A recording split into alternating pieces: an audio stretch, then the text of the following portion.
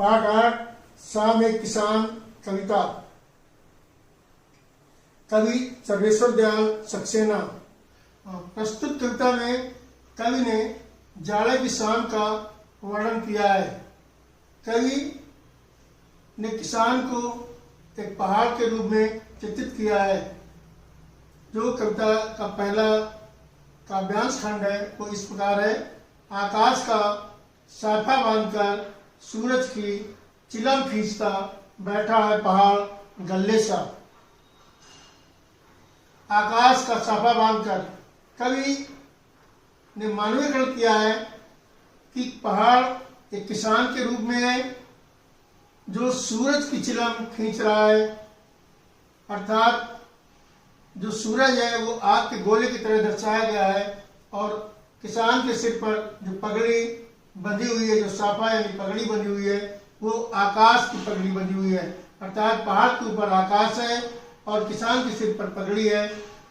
वो किसान बैठा हुआ है, बैठे सूरज रूपी चिलम खींच रहा है और पहाड़ की तरह दिखाई दे रहा है।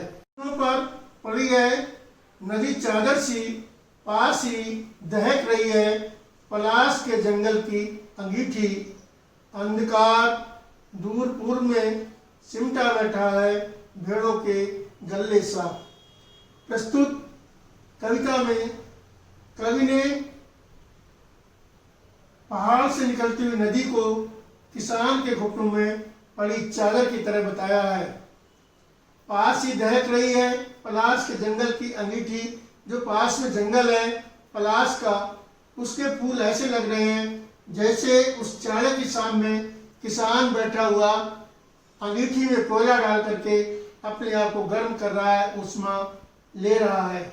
ऐसा प्रतीत हो रहा है। ये मानवीकरण, ये रूपक उसने प्रस्तुत किया है। पलाश के जंगल जो पास में जहाँ किसान बैठा हुआ है उसके आसपास दर्शाया गया है, दिखाया गया है। अंधकार का अर्थ होता है अंधेरा। अंधकार दूर पूर्व में है। अंधकार कहाँ है? पूर्व में, क्योंकि सूरज जब निकलता है पूर्व दिशा से निकलता है और जब अस्त होता है तब पश्चिम दिशा की ओर अस्त होता है। ऐसी परिस्थिति में अब सूर्य का अस्त होने का समय है, इसलिए अंधकार दूर पूर्व में दर्शाया गया है, दिखाया गया है। सिमटा बैठा है भेड़ों के गल्ले सा। गल्ला का अर्थ यहाँ समूह से है कि जो भेड़ें बैठी हुई शाम को सिमटी हुई एक जगह पूरे दिन घूमने के बाद आ जाती हैं, इकट्ठे होकर के सिमट कर बैठ जाती हैं। इसी तरह से किसान भी सिमटा हुआ बैठा है और अंधकार प्रतीक्षा कर रहा है सारे वातावरण को अपने आगोश में ले लेने के लिए, दूर पूर्व में अंधेरा छाने के लिए। ऐसा प्रतीत हो रहा है, ऐसा दिखाई दे रहा है। बोला मोर जैसे किसी ने आवाज दी, सुनते हो। कल कह रहा है कि जैसे किसी ने अचानक, अचानक का अर्थ होता है एकाएक। मोर बोल पड़ा, ऐसा प्रतीत होता है जैसे किसी ने किसान को आवाज दी हो कि सुनते हो। ये प्रकृति के उस वातावरण का यहाँ चित्रण किया गया है जो किसान जंगल में बैठा हुआ है, अपने आप को एकांत में परिभाषित कर रहा है। पहाड़ की तरह किसान को दर्शाया गया है, घुटनों पड़ी चादर और उसे जो चिलम खींच रहा है सूरज की, एकांत में बैठा हुआ किसी ने आवाज दी, जैसे किसी ने आवाज देकर के उसे झटके से अपनी ओर आकर्षित किया हो। वही काम यहाँ मोर ने किया। ये मानवीकरण मोर के रूप में किसी की आवाज देने का कार्य किया गया है। जब कोई ऐसी वस्तुएं जो मनुष्य जैसा कार्य करती है वहाँ हम उसके मानवीकरण के रूप में देखते हैं।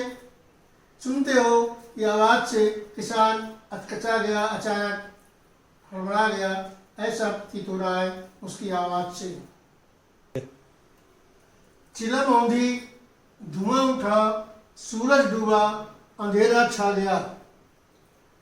अचानक आवाज सुन करके जो उसके हाथ में चिलम थी, सूरज रूपी चिलम, उसको जो दहक रही थी उसके हाथ से छूट करके गिर गई और जैसे ही गिरी वैसे उससे धुआं उठने लगा।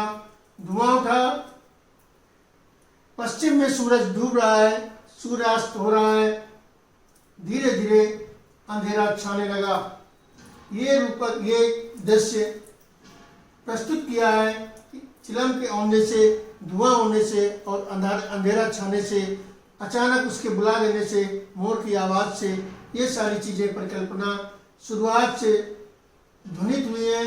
वो इस पाठ के माध्यम से कवि ने बताने की कोशिश की है और यही उसकी सबसे बड़ी कविता की विशेषता है।